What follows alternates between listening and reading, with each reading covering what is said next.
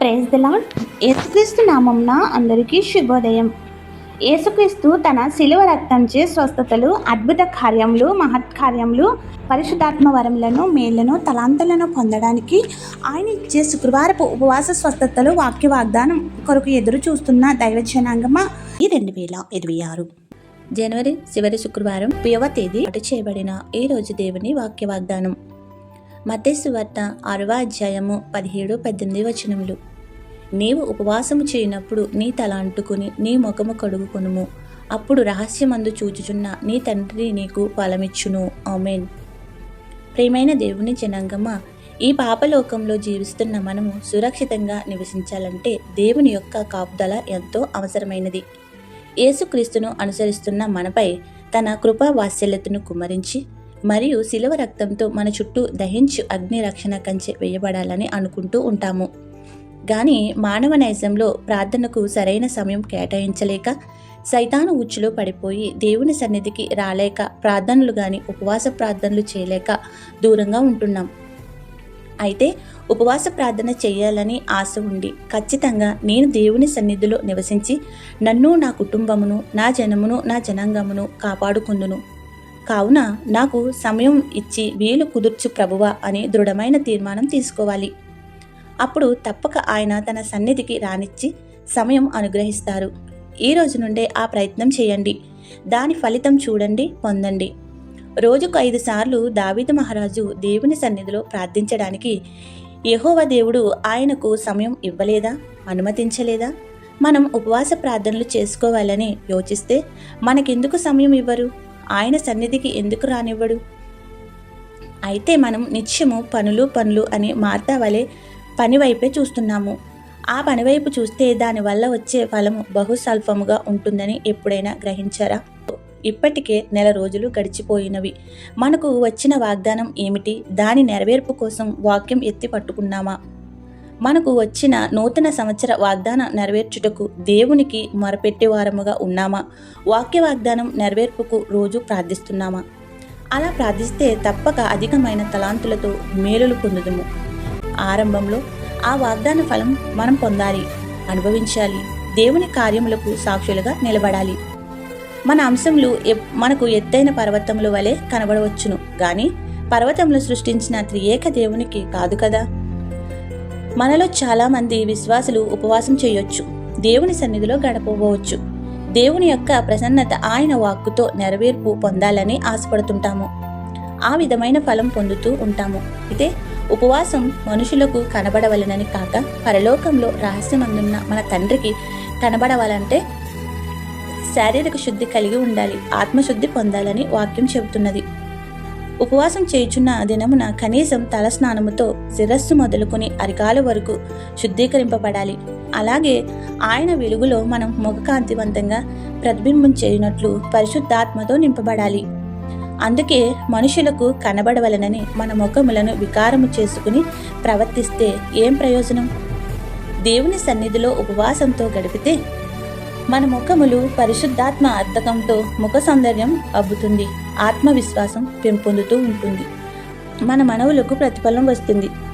ప్రియ దేవుని విశ్వాసులారా, నిరంతరం ప్రార్థన చేసే దైవ జనాంగమా, దేవుని బిడ్డలారా, శిల్వనాథుడైన యేసుక్రీస్తు రక్తంలో కడగబడిన మనము ఆయన రక్తంలో వెల ఇచ్చుకొనబడిన వారము. కావున ఆయన ఇచ్చే స్వస్థతలకు, మేలును, తలాంతులకు, అంతస్తులకు, పరలోక రాజ్యమునకు పాత్రులము. అట్టి గొప్ప అంతస్తును అందుకునే సామ్రాజ్యంతో దేవుని యొక్క సన్నిధిలో ఎల్లప్పుడూ నివసిస్తూ ప్రతిఫలాలను పొందగలిగే శక్తిని దేవాది దేవుడు మన ఎల్లరకు అనుగ్రహించునుగాక. ఆమేన్.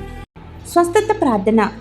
మా పాపములకై నీ ప్రాణమును అర్పించి మమ్ములను స్వస్థపరచుచున్న యేసుక్రీస్తు ప్రభువా, నేడు ఉపవాస ప్రార్థనలు చేయుచున్న నీ ప్రతి బిడ్డ మనవులను ఆలకించి ఆదరించి అంశాలన్నిటికీ సమాధానమిచ్చుచున్న తండ్రి, నీకు వందనములు చెల్లిస్తున్నాం.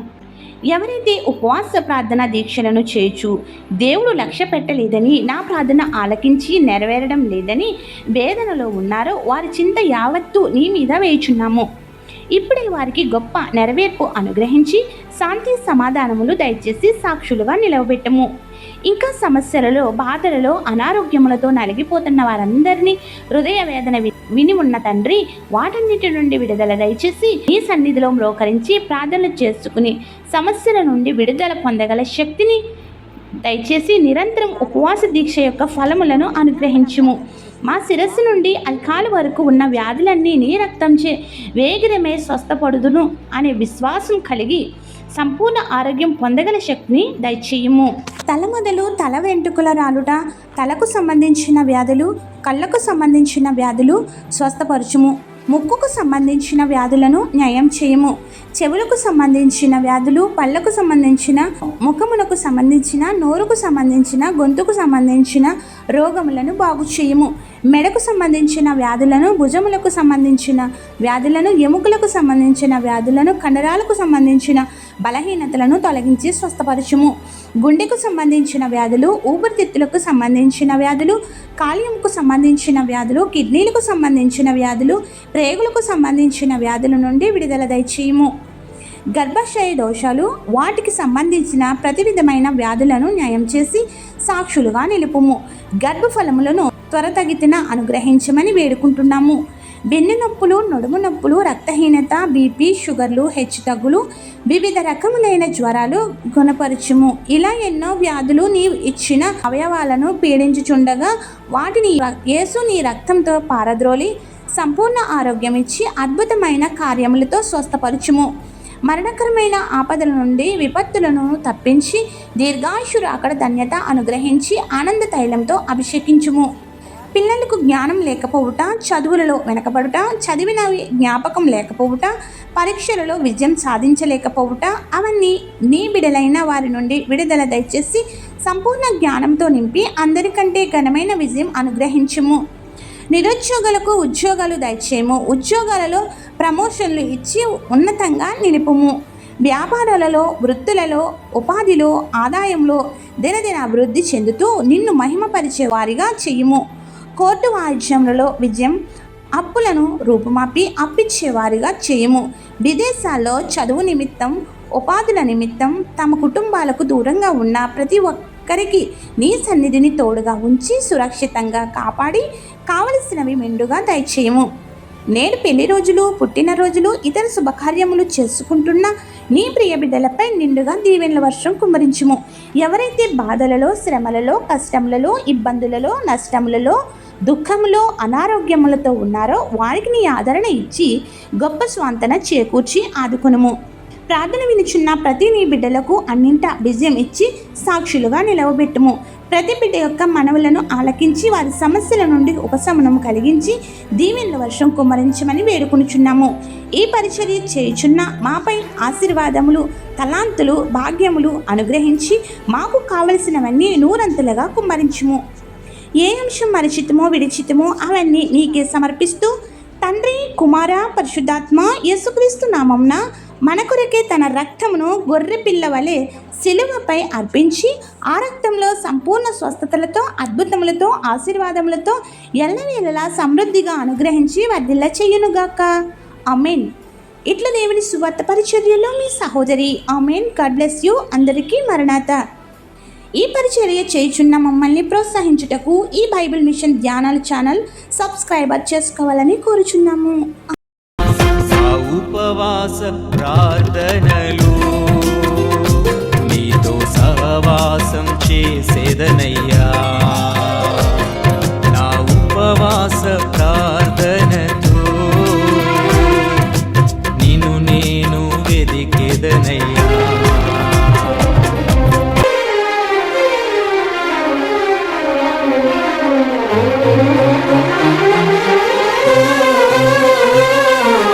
మోషే ఉపవాసముండి ప్రార్థించినప్పుడు నీ ధర్మశాస్త్రమును అందించినావు.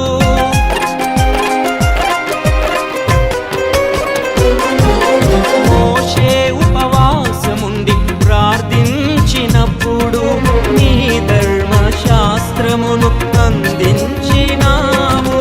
నేను ఉపవాసముండి ప్రార్థించుచుండగా